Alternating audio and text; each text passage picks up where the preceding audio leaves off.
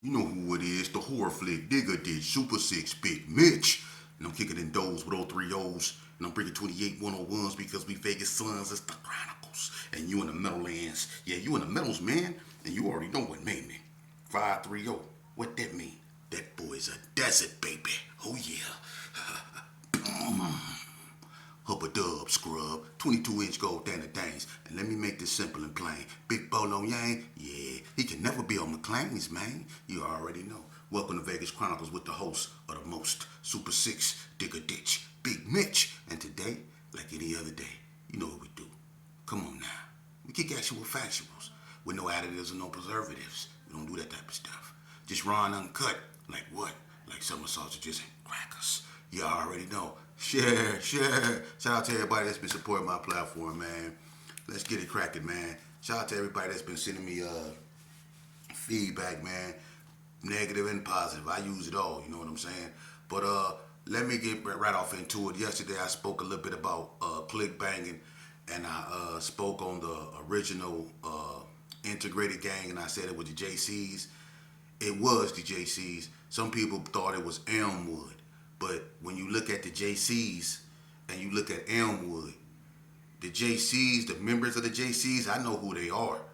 They're older than the members of the Elmwood. Trust me. So JC, they came out in 89. Elmwood didn't come out until later on. I was out in 89 and I knew nothing of no Elmwood.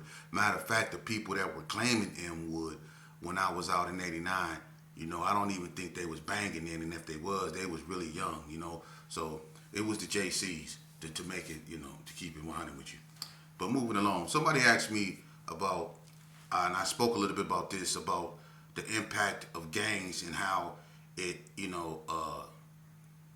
impacted schools around, in Las Vegas. And I'm gonna tell you something, gangs in Vegas in my era, you know, I'm gonna tell you something out the I say 89, when everything sprouted up, you really seen things taking a turn for the worse. Like, I'm not gonna get into the incident that happened in El Dorado because I went over that. You know, no need to rehash the past so much, man. Let that heal. But you know, the incident at El Dorado really set things off because until then, people were basically keeping it to fisticuffs. Because before, you know, gangs really even started tripping like that in school, people remember we used to have football games. And people used to go to football games, and every now and then it'll be a fight, you know. I remember when Bonanza played El Dorado and over there in Bonanza, and I remember, I think that was in 87 or 88. And I remember this was one of the first times I ever heard of the Reap Boys, you know. And it was some big old white dudes. Some was black. They was really a mixture. But this one of the first time we heard of them. You know, we always knew El Dorado to be, you know, mainly, you know, the hood. You know, 40 Block was on there, and there was some few Gersons there, but mainly the hood. You had other people there too, but it was mainly the hood. But when we seen the Reap Boys, you know, that kind of like threw us off. But that's why the gang unit started really getting active in Vegas. Is because of those football games. The Johnson used to be parked up there at them football games because they really used to be getting intense. If El Dorado lost, it was gonna be something. If Bonanza lost, it was gonna be something. But people used to pack up and go to the games. It was cheap to get in. Everybody used to be up there, and it used to go down. But things took a turn for the worse, and I think the NTGs really, you know, they got at the school bus, and that's when Chubb from West Coast Bloods got popped in the back. That started a major conflict between the West Coast Bloods and the Northtown Gangsters. That's when, you know, like school and all that stuff was fair game. You know, that's when gang violence started seeping into school, because I'm gonna keep it 100 with you. That's, you know, in the school conflicts is where you heard about a lot about the Hispanics, like 28th Street versus the KBs and so on and so forth. That's where a lot of them got down at. You know, the blacks, even though they ran across each other in school, they really kept their conflict in the streets. You know, but things start taking a turn for the worse, you know, because like in places like Rancho, El Dorado, Bonanza, Chaparral, Clark, you know, as people got older and the music got worse, Music play, and I go back to this because people don't really understand the impact music had on us out here as youth. And when you compile that with alcohol and drugs, we would look when Easy E came out with Easy Does It. He once was at the from around the way. Easy, when all that stuff came out, like when he said he shot, pow, pow, now I shot, pow. As you can see, I called his, we that word smoke. That's where we start saying smoke, and then they music like Compton's in the house. Easy E them had everybody hollering, Compton's in the house. Or what do you call a crew that can rap like that? Y'all remember that? Everybody used to be hollering Compton. But when you older and you sit back and you think about it, you realize how seductive that music was. I'm from Vegas, and I rep Vegas. I put my life on the line for Vegas, especially in the hoop scale. But I ain't gonna lie, Easy, he had me hollering Compton's in the house.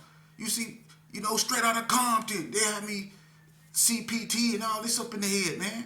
And then when they dropped that cut, gangster, gangster, that's what they're yelling. It's not about our salary, it's all about reality. Gangster, gangster. When we start hearing stuff like that, those are seances. Y'all don't get it. Y'all don't get it. And then remember that song about Easy E when he was talking to and she say, describe your life. He say, ruthless. My style is a juvenile, ran with a gang, slanging the mean while banking. I specialize in ganking. Remember that? That got to us. We started imitating everything that man was saying. You see? When she swallowed it stuff, we start treating women like that. So I'm gonna tell you something. When we started, then they put King T out there. Too Short always been out there. But you had King T, and then the Ghetto Boys, they come, with Mr. Scarface and Mind of a all that stuff come out. This before Mind playing tricks on me, but look at all this stuff that we was listening to that seduced us and the carnage that came with it. When Ice Cube broke away from NWA, remember Eazy had us drinking 8-Ball, but when Ice Cube broke away from NWA, he had us drinking St. Ides.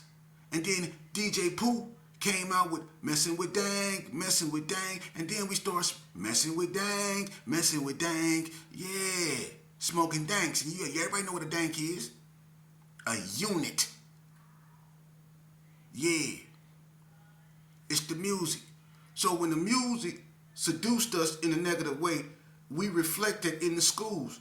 I got kicked out of Garside for bringing a weapon to school. I pulled a weapon on a white girl at Garside. She called me a monkey. I drew down on her.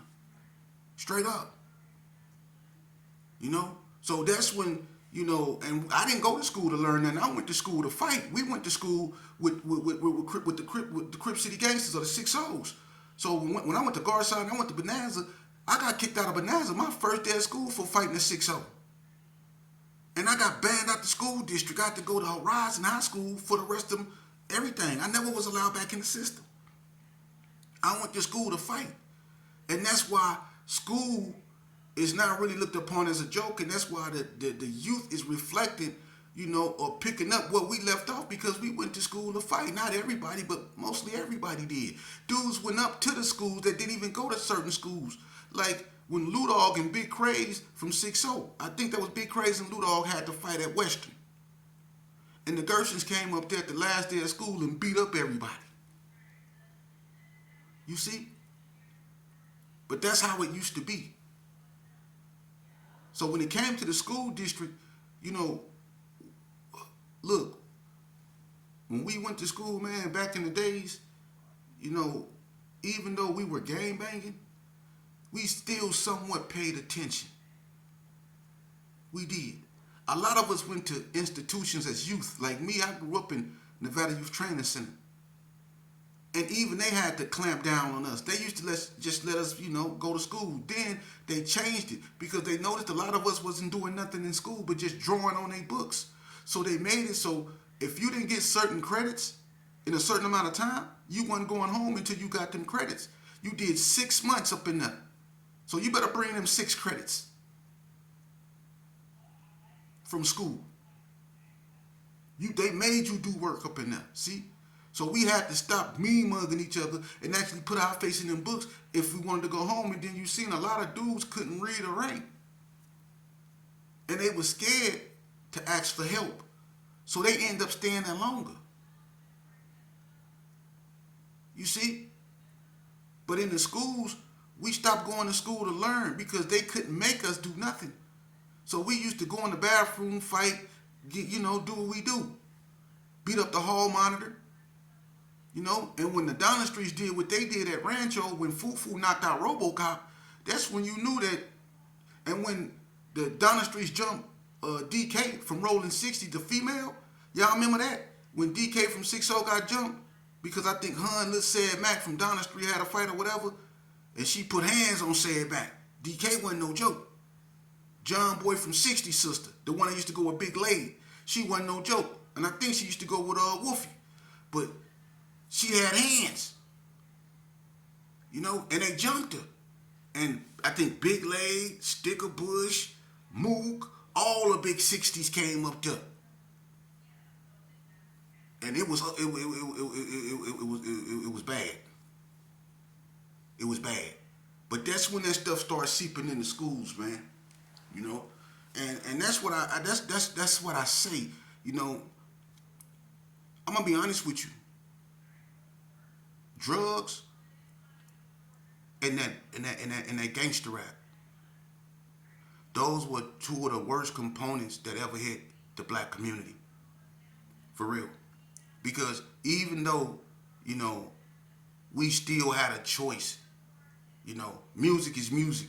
And even though it can say what it say, you still, everybody didn't heard Eazy-E, and it's people that can break the law after they didn't heard that. They didn't let that music influence them in a negative way. But some people that go through things in life are receptive to what he was saying. Some people, are hurting on the inside. That's not no excuse, because some people that are hurting on the inside, they still live a straight life. They don't let what's going on in them spill out onto someone else. They don't let what's going on in them turn them into something they know is not right. But some people falter and fall victim to that. They're seduced by that music, the rebelliousness of what he was saying. He gave self-esteem where there was a void of it in some young black men. And what it did is it set us up for failure, because that self-esteem that we had, that arrogance when we used to walk around with our heads up. You notice how gangsters used to always look up when they pose up looking toward the sky. We always do that. When you throw your neighborhood up, you're always looking up toward the sky. And when you squatting down, you throwing it up, you're looking up toward the sky. And when you walk in the room, you're always putting your head up like this here. You see, that's that self-esteem that being a so-called gangster gave us. But it was setting us up for failure, because everybody thought they was a gangster. You see? And when you see someone, and you can see someone that's not even messing with you, y'all don't know each other, but since y'all both got y'all heads up like this, and y'all both think y'all gangsters, y'all run into the store, and y'all can be related and don't even know it. But since you got on blue and I got on green, I'm looking at you, and you ain't never done nothing to me, and I ain't never done nothing to you. But you looking at me, and I'm looking at you, and all we gotta do is say, "What's up, bro? How you doing?" That's all we gotta do. But instead, we stare there and we bug each other like two dogs. And what happened when you stare at a dog? He takes that as a what? You see? And we call it mean mugging. You see? So we looking at one another like dogs, like animals, like we should be crawling on all fours. And we looking at one another. And we won't break that look, so we mugging one another. And now we hissing. The next thing you know, you throw up something, whatever it is. I throw up something, whatever it is. And next thing you know, one of us probably come out on the wrong side of something. Now, you and me on the run, and here we go again. When all we have to do is talk to one another. It don't matter what you wear. What makes you is what's in you, not on you. Because it's been some dudes that then wore green and black that was soft as doctor's cotton. Swear to God. And then when they got in trouble, they got in there singing like Peebo Bryson. But it's been some dudes that didn't put on green and black that didn't say nothing, didn't get in no trouble. But if you mess with them, yeah, for real. It's been Bloods the same way, Crips the same way, man. It's not what's on you, it's what's in you that defines you. And when we start realizing that, we can connect back with not just God, but we can connect back with ourselves. Because let me tell you something. Always remember, it don't matter where you come from. It don't matter if you're a Donna Street Crip, a Gerson Park Kings, man, a Hollywood or whatever, man. It's not about, can't none of that validate you. What you do will validate you. What you are will validate you. What you allow yourself to become will validate you. For real. Don't let other people poor decisions send you somewhere you don't want to be. Things ain't getting better in prison. And things are the same when you ride down there and you go through Woodlawn, Bunker Brother. Things are the same there. And things are not getting no better in prison, bro. Trust me, I've been in there a long time. I did more time. I did enough time for all you youngsters out there, man. And I'm coming back with a cold message, man. Ain't nothing up in there for you, man, but depression, frustration, and irritation. You don't want none of that, man. It's best you stay out here, man. It's best that you take one day at a time. Give yourself a chance. Give your mind a chance to develop. Let me tell you something, homie. For real. One point in time in Vegas, I don't think y'all really know. The west side of Vegas, did nobody like nobody. Did nobody like nobody. It wasn't safe to walk across the street from Comstock because the 60s or the NTGs or the Pyrus or somebody was coming through there. It wasn't safe to walk down 8th Street or J Street or West Street. Martin Luther King wasn't safe. Owens wasn't safe. Monroe wasn't safe. Donna wasn't safe. Civic Center wasn't safe. Ellis wasn't safe. It was a bunch of stuff that wasn't safe, man, because you never knew who you was going to run into, man. And it was serious back then, man. The music was serious back then. You see? And it was brand new. It was authentic. We got the authentic form, the uncut version of gangster rap. So you know how our minds was. And peep this. Because I bear witness to this. I do. When I was growing up, in 1987, I took my first hit of that water. I was 12 years old. It wasn't no water around like that. It wasn't. It was scarce. You never heard about it. People were smoking redhead cess, stuff like that. They wasn't smoking no water like that. And if you got caught doing that, people would look at you like you was a crackhead because that was something that died off. That people didn't do that. Just like people didn't do that here, really.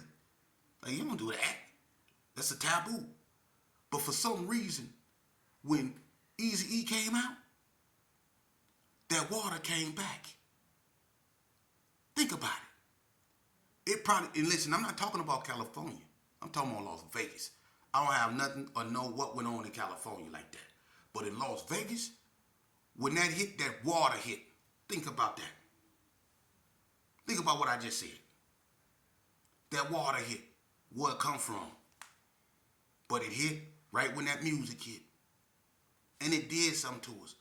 At first, everybody wasn't messing with it. The G's we was over there calling them units. I remember me, Freak Dog, and Big Hub, we used to be up over there by DMC house, facing the basketball court, in a the two-story building right over there by where the real L Wack stay. Lawrence, Dick Tank, and all them. There's only one L Wack. That's Lawrence, only one I know. But anyway, we used to be up in that abandoned house, the one that had the plywood on the door with all the writing on it, that you can go in and lock. That's what we had. You know, we was in there doing our thing. You know what I'm saying? But we would go in there and we'd smoke units and stuff. You know, water and it's authentic because we didn't want nobody really to see us. You see it? But then all of a sudden, it just came out everywhere. Everybody was on it. Pulling up on a block. On Laurie. Getting that water. You see? And that's what started to really deteriorate us, especially in our thinking. That water. And then after that water come other drugs. But I'm going to tell you something. That water still to this day remain one of the most potent components of destruction in our community. For real. That water. And it's done some people in bad, man. Some people can't escape that word. It done a lot of people in that water. For real. Because prior to the truce, you had a lot of unalivings. Prior to the truce. The Rodney King truce. You had a lot of unalivings. You did. It was a lot of heartbreak before the truce. Before that pause in gang banging, it was a lot of heartbreak. But see, that pause in the gang banging, instead of us using that pause in gang banging to sober up, to get some mental rest, to reconnect with our loved ones, to build a bond with people that we once hated, we partied and we got high.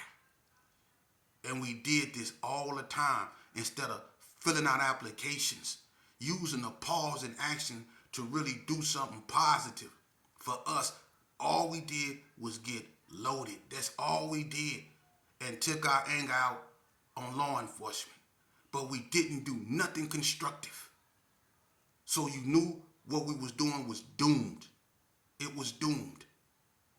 Because all we did was smoke, drink, and wore our colors proudly. That's all we did.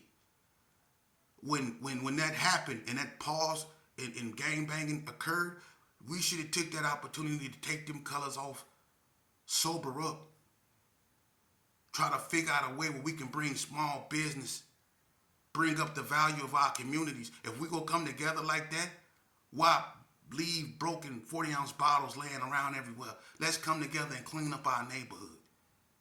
Let's pick up our trash. We threw it there. Let's pick it up and throw it in the garbage like civilized people, man. So our children don't grow up repeating what we doing. Because the reason why our children use the bathroom outside, because they probably seen us doing it.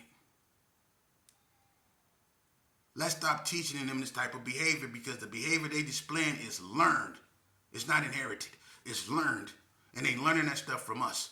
They're not learning that stuff from other people that we seem to have a problem with, that we seem to think that they oppressing us. The only people that's oppressing us is us. I ain't saying there's not oppression out there, but the biggest oppressor is us. Do racism exist? Yes, it does.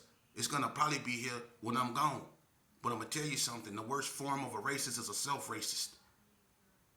That's the worst form of a racist, man. The worst form of hatred is self-hatred. Don't you ever forget that. And if your big homies ain't teaching you that, teaching you this, then you get away from that. Get away from them. Because your big homie, they should teach you everything that they done, you should not be out here doing. If you walking around here, look, man, if you walking around here with a backpack, it should be books in it, bruh. For real. You too young to need this, man. You haven't even developed your mind. You too young to have to need this. You too young to be thinking about this. You got your attention set on the wrong things, man. When I was growing up, we used to do backflips, go swimming. We still stuck to the fundamentals, you know. We actually went to the popsicle truck.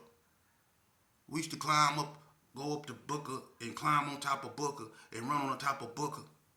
Do flips off Booker roof. You know? We used to go in the desert. I'm a real desert baby. Me, Legusta, Mad Bummer, we used to go deep in the deserts and have rock fights. If you ain't never been in the desert and had a rock fight, you ain't no desert baby. That's what we used to do. We stuck to the fundamentals. If you ain't never took a bike frame and made you a bike out of different parts, come on, man, that's how we used to rock over here in Vegas, man. If you ain't had no green machine, you ain't talking about nothing, man. You ain't talking about nothing. Or no GT, or no Mongoose, or no Diamondback, man, you ain't talking about nothing. If you ain't had no red line, you ain't talking about nothing. And I'm going all the way back to the Swins. Man, you ain't talking about nothing, man. If you ain't had no beach cruiser, you ain't talking about nothing. If you ain't had no Spree, you ain't talking about nothing. See, I'm a real Vegas boy. I'm a real Vegas boy. When I was growing up, We had the mini trucks. You see? Y'all remember the mini trucks? Yeah. That's when Vegas was real, man. The vibe in Vegas was real. We took it and we destroyed it. And we destroyed a lot of good people on the way, man. And I'm going to be honest with you. Before I just sit back and just watch our youth just go out like that, man, I'm going to call us out on it, man. Because that's sad. And we can't put this in the lap of those other people. Because this ain't their problem, man. And that's sad that we have become so complacent that all we want is for other people to come in and mop up our mess, man. When we able to do it on ourselves, we was able to tear it up. And I'm not talking about everybody. I'm talking about the ones that's getting offended by this. Do you know I'm talking to you? Come on, man. It's a bunch of people. Some of your own homeboys done lost their children to the same game you played. You done lost your some of your homeboys. You done lost some of your homeboys, and you didn't watch some of your homeboys' children. You know, follow the same way. And that's sad, man. And I know a lot of y'all do what y'all can. Y'all talk to these youth, and you be like, man, at the end of the day, they gonna do what they want to do, man. Yeah, you right. But if they see a bunch of us really putting the image out there that it's okay to change, it's okay to humble yourself, that it's okay to walk away from conflict, that dudes talking about how hard you is really ain't gonna validate you, because just as they talk about how hard you is, trust and believe one day you gonna run into somebody that's harder than you, man. That's just the way life is. So if you want to be known for the right things. And a real person, they don't want